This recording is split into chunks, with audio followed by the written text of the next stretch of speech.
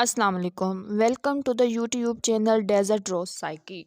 Last week हमने जो discuss किया था वो था बाइपोलर डिसऑर्डर। हमने उसमें बाइपोलर क्या होता है, इस वर्ड के मीनिंग क्या है, इसकी डेफिनेशन क्या है, ऐसे कौन से पर्सन्स हैं जिनको हम कह सकते हैं कि हाँ इनको बाइपोलर है।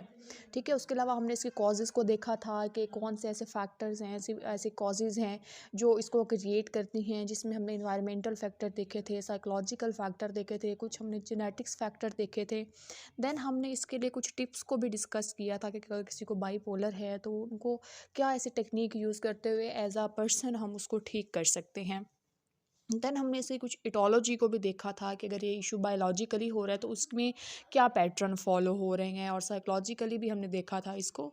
तो अगर आपने हमारी वो लास्ट वीडियो नहीं देखी तो उसका जो लिंक है वो आपको डिस्क्रिप्शन में मिल जाएगा या हमारे चैनल के प्लेलिस्ट में, तो आप उसको देखें। आज जो हम एक चीज़ डिस्कस करने लगे हैं वो है टाइप ऑफ बाइपोलर।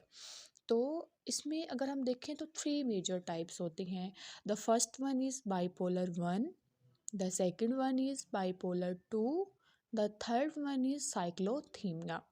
अब हमारे पास जो बाइपोलर 1 है एंड बाइपोलर 2 है उसके बारे में बहुत ज़्यादा बात की जाती है। साइक्लोथीमिया के बारे में बहुत कम लोग जानते हैं। अच्छा, अब हमारे पास एक चीज़ है, जैसे हमने लास्ट वीडियो में भी बात की थी कि ये मोस्टली जो डिसऑर्डर है ये ड्रग एडिक्ट्स में पाया जाता है, जो ड्रग यूज़ करते हैं लोग। तो जो हमारे पास बाइपोलर 1 और 2 है ये मोस्टली ड्रग एडिक्ट में होता है। मोस्टली नॉर्मल पर्सन में भी हो सकता है जो ड्रग एब्यूज़र नहीं होते। और जो साइक्लोथीमिया है ये ड्रग एब्यूज़र में कम होता है, नॉर्मल लोगों में ज़्यादा होता है। अब हमने लास्ट टाइम भी बात की थी, हम थोड़ा सा उसको रिवाइज़ कर लेते हैं कि बाइपोलर में क्या होता है कि एक तरफ हैप्पीनेस होती है, एक तरफ सैडनेस होती है। अब जो हैप्पीनेस है उसको हम एक टर्म देते हैं मेनिया, कि मैनिक एपिसोड है, खुशी का एक फ़ेज़ आया, एक एपिसोड आया, ठीक है। और या तो डिप्रेसिव एपिसोड आया, सैडनेस का एक फ़ेज़ आया, एक टाइम ड्यूरेशन आया।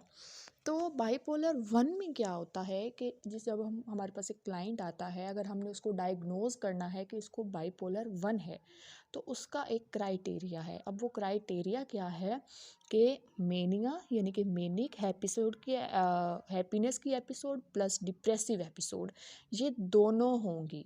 अच्छा, एक चीज़ यहाँ पे डिस्कस करते हैं बड़े मज़े की।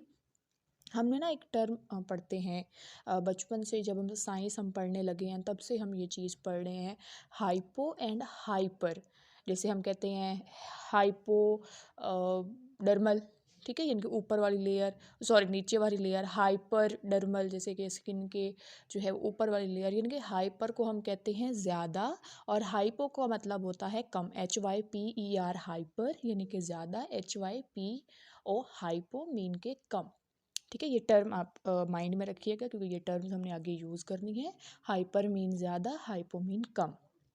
तो बाइपोलर 1 में क्या है, mania plus depressive episode for 7 days. अच्छा, मेनिया हम कैसे कब कहते हैं कि इसको मैनिक एपिसोड आ रहा है, फ़ौरन जब उसको वो खुशी वाली एपिसोड आ रही है, हैप्पीनेस के जो भी सिम्टम हमने लास्ट टाइम डिस्कस किए थे कि मेनिया में क्या होता है, बहुत ज़्यादा टॉकेटिव हो जाएगा पर्सन, एनर्जेटिक हो जाएगा, मोटर मूवमेंट्स बहुत ज़्यादा उसकी होंगी, बहुत ज़्यादा हंसेगा, बहुत ज़्यादा खाना शुरू कर देगा या बिल्कुल नहीं खाएगा, इस तरह की चीज़ें होंगी। तो क्या होता है कि मेनिया प्लस डिप्रेसिव एपिसोड, जब ये सिम्टम उसके 7 दिन तक चलें तो हम कहते हैं इसको मैनिक एपिसोड आ रही है। अब अगर यही सिम्टम उसके 4 दिन चले हैं फिर ख़त्म हो गए हैं तो हम इसको कहेंगे कि इसको हाइपोमेनिया की एपिसोड आई है, यानी कि मेनिया तो आया है, हैप्पीनेस की एपिसोड आई तो है लेकिन कम आई है, हाइपोमेनिया लाइक 4 डेज।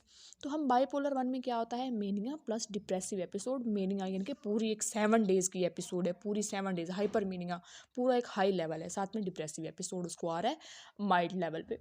देन अगर हम बाइपोलर 2 की बात करें, अच्छा बाइपोलर 1 में हमारे पास मेनिया का एपिसोड डेंजरस होता है क्योंकि ज़्यादा होता है, 7 डेज के लिए रहता है। अब हम बाइपोलर 2 की बात करें तो उसमें hypomania plus depressive episode. Hypomania यानी कि मेनिया उसके अंदर कम है, हाइपोमेनिया का टाइम ड्यूरेशन क्या बताया था, 4 days, 4 days plus depressive episode. अब क्या है इसमें, बाइपोलर 1 में आपका मेनिया ज़्यादा है, हैप्पीनेस ज़्यादा है, और यहाँ पे आपका डिप्रेशन ज़्यादा है। दोनों में दोनों चीज़ें हैं, बाइपोलर 1 में भी आपका मेनिया भी है, डिप्रेशन भी है, बाइपोलर 2 में भी मेनिया भी है, डिप्रेशन भी है। लेकिन 1 में आपका मेनिया की एपिसोड ज़्यादा है फॉर 7 डेज, और बाइपोलर 2 में आपका डिप्रेशन सुअर है, जबकि मेनिया जो है वो 4 डेज़ पे या हाइपोमेनिया के लेवल पे है। अब हम में से ना बहुत सारे लोग हैं जो ये समझते हैं कि शायद बाईपोलर 2 जो है वो बाईपोलर 1 की एक माइल्ड लेवल है।